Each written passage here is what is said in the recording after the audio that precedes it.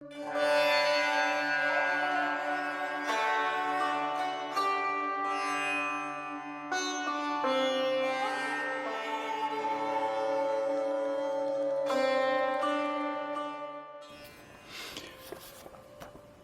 morning, everyone.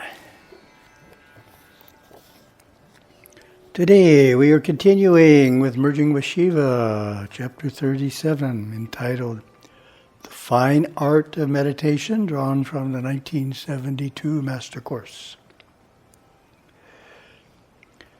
Lesson 255, Thought, Diet, and Desire. Devotees occasionally ask, when you experience a thought you don't like, should you go around the thought or go to the center of the thought and find out why you don't like it? Look at thoughts as people. I see thoughts when I'm in the world of thought like a school of fish. I'm there in the ocean sitting and looking, and a school of fish goes by right in front of me. Well, look at thoughts as people. You are aware of other people, but you are not other people. You are just aware of other people. So when you see someone you do not like, you don't have to do anything about it. Let him be. It's the same with thoughts. When a thought comes passing by that you don't like, let it go. You don't have to glue yourself onto it and psychoanalyze it. It doesn't do the thought any good to be psychoanalyzed by you. A vegetarian diet is a big help on the spiritual path. Of course, it's only one of the helpers on the path. I've worked out a very simple look at food. I look at food in 4 ways. You have 4 types of food: fresh food, dead food, clean food, and dirty food. Not necessarily all fresh food is clean food. Much fresh food that we get nowadays is dirty food, because food is like a sponge. It will sponge up into itself chemicals, smog, and inorganic substances. These are harmful to the physical body, because the physical body is organic. So the object of nutrition for meditation is to eat clean, fresh, organically grown food, and to avoid eating dead, chemically grown, dirty food. Every time you have a delicious dinner in front of you, ask yourself the question, is this clean, fresh food or dirty, dead food? Or is this clean, dead food, or is it fresh, dirty food? After that, have a wonderful dinner, if you can. Basically, we eat 1/3 fruits, nuts, and seeds, and 2/3 fresh vegetables, salads, grains, and dairy products.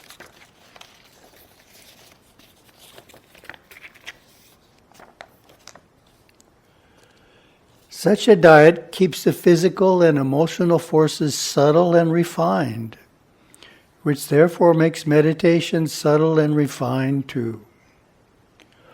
The within is very refined. We always try to the best of our ability, and we're not finicky at all about watching the combination of foods. So my comment. One example is that fresh food is preferred over canned or frozen food. That's a very simple way of looking at fresh versus dead. Back to the text. We have talked before about desire and transmutation. The idea of transmuting one's desires really means becoming aware of something inside you that you want even more than the external desires. Ultimately, man's greatest desire and urgency is for the realization of the self in this life, the core of his being. Realize that and live with it and enjoy it while on this planet. Once we intensify that desire, other desires become less intense. only because we are less aware of them. They are still intense for the people who are aware of them because they still exist right in the mind substance. And my comment goes to the Yoga Sutras.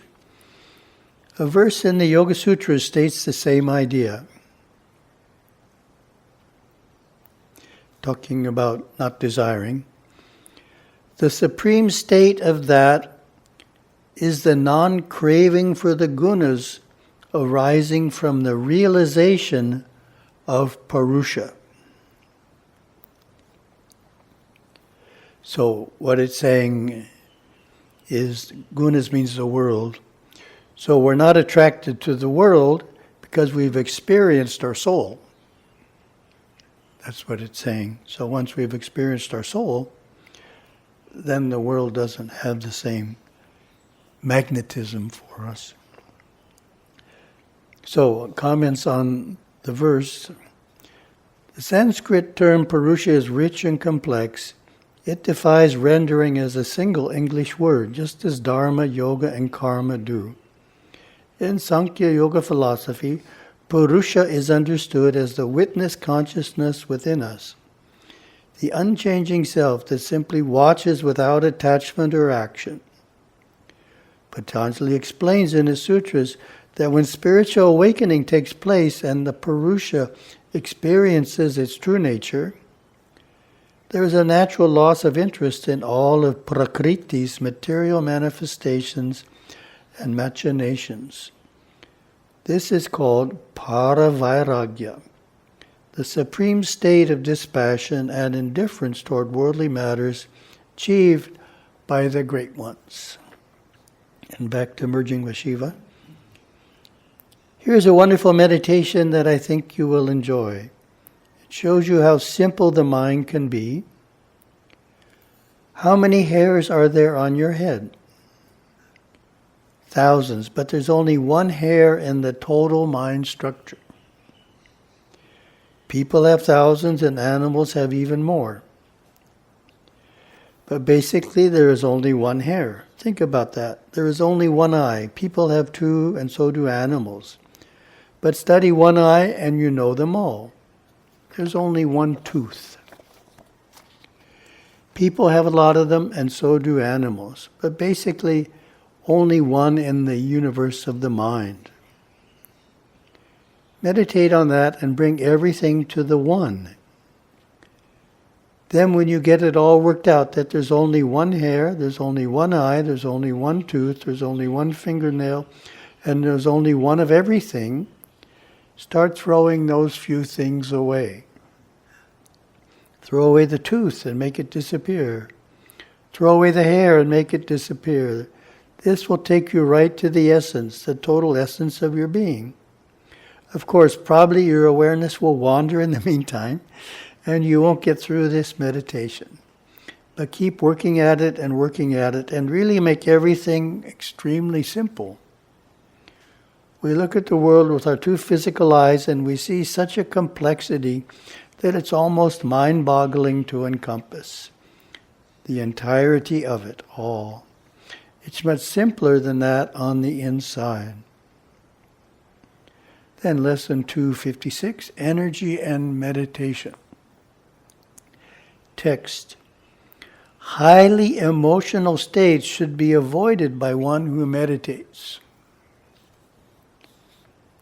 My comment. Highly emotional states, to experience them, requires a lessening of mental control. The reaction is to drop in consciousness, and time is required to regain mental control and reach a balanced state of emotion.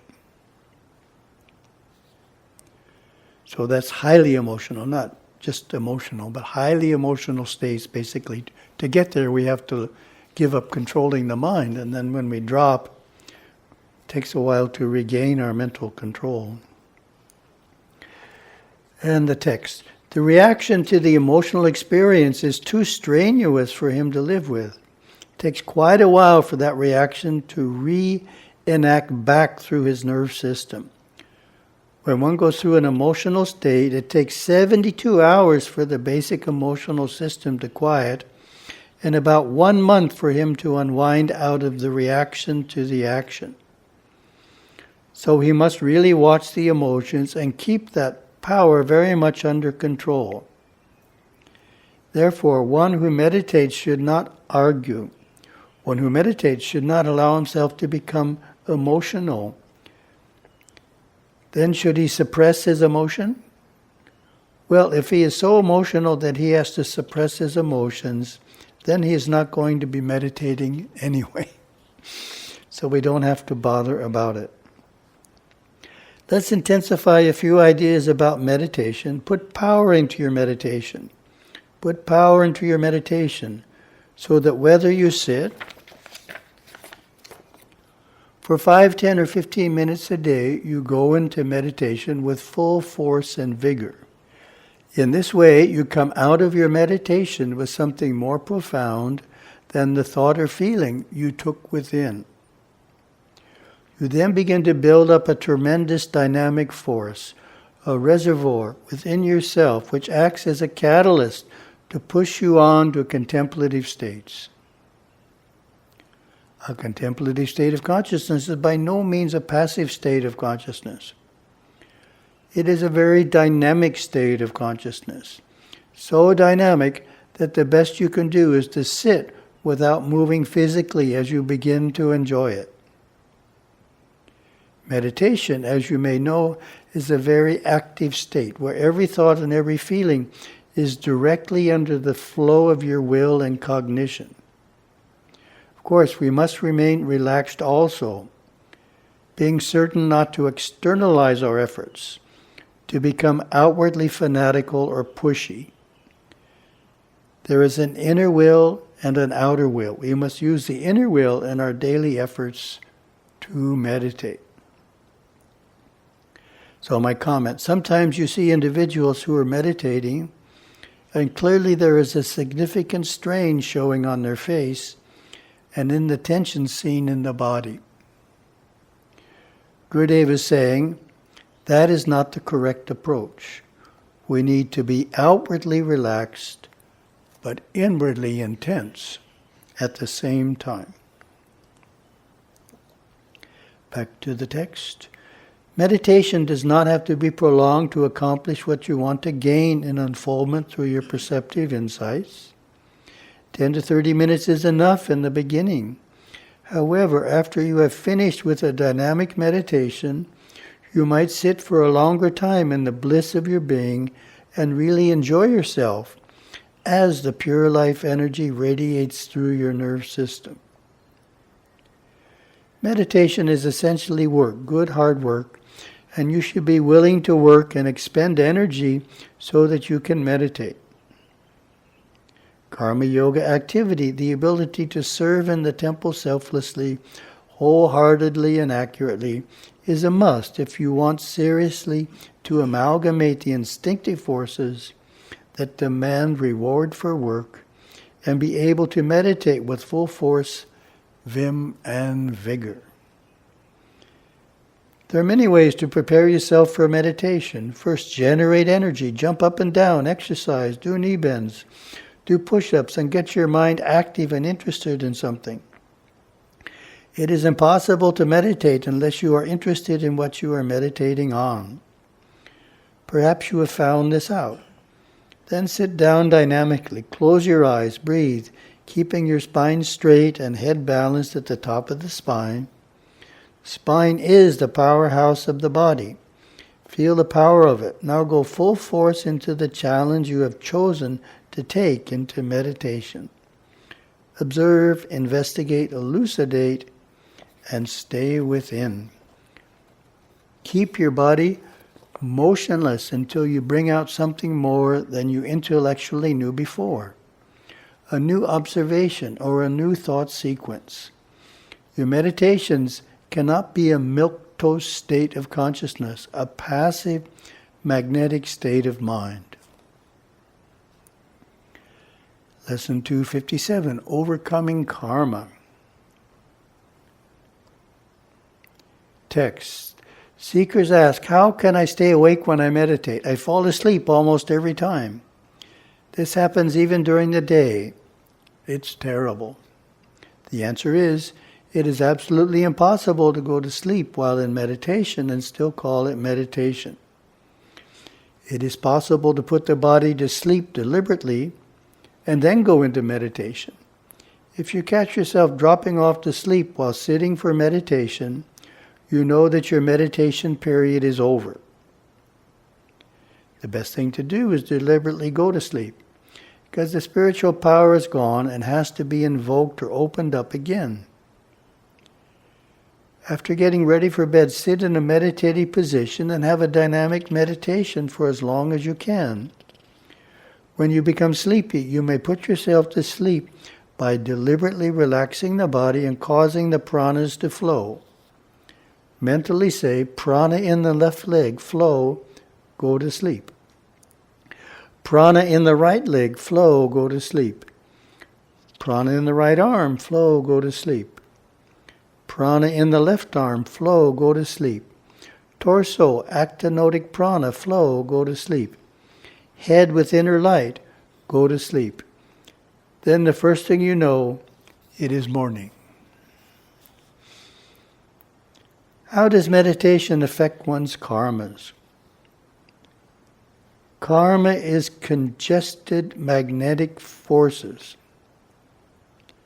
And meditating is rising above karmic binding influences. You can control the congestion of karma or avoid the congestion and thus control your karma. This proves to yourself that you are the creator, the one who preserves and the destroyer simultaneously on the higher levels of consciousness. Yet you have to come back occasionally to the little old jewel on this level and do the things that you have been accomplished to doing as a human until you fully have the complete realization of the self-God, the Im Kayif experience. Then you penetrate the doors of the Absolute into the core of existence itself, and you become the self that everyone is searching for. But to overcome karmic patterns, the will must be tremendously strong and stable. And that means we must demand perfection in our life. And the final commentary is from Shum. Relates to karma. Second dimension, Ira, cat, kitten, or kitty. Third dimension, Simira, karma, prarabdha. On the path, karmas intensify as many lives relived in one. The prarabdha karmas draw on the sanchita karmas when one is on the path of intense sadhana and tapas. When these two karmas join together, many lives can be lived in one single lifetime. Isamira, fourth dimension, path of clearing karmas of the past for a brighter future. So interesting how we can draw on sanchita, meaning what would normally not happen until the future life, we're able to speed up and experience it in this life, cutting down on the number of future lives required. Have a wonderful day.